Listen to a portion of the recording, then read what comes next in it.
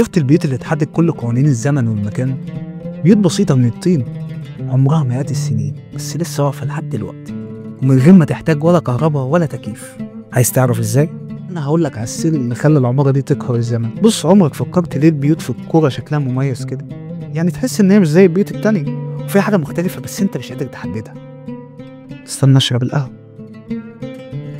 البيوت دي مش مجرد حيطان وخلاص، دي مليانة علم وحلول من ايام زمان. الطين كان اكتر حاجة بيستخدموها لبناء البيوت دي عشان الطين بيمتص الحرارة في الصيف وبيخلي المكان ساقع ويحافظ على الحرارة في الشتاء. والشبابيك صغيرة عشان تحمي من أشعة الشمس.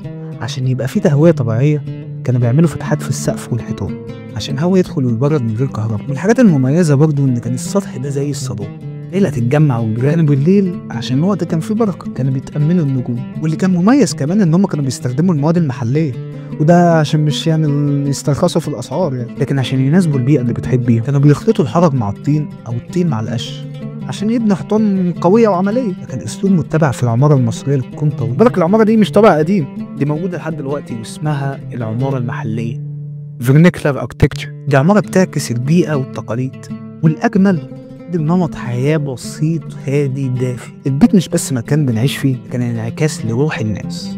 سلام.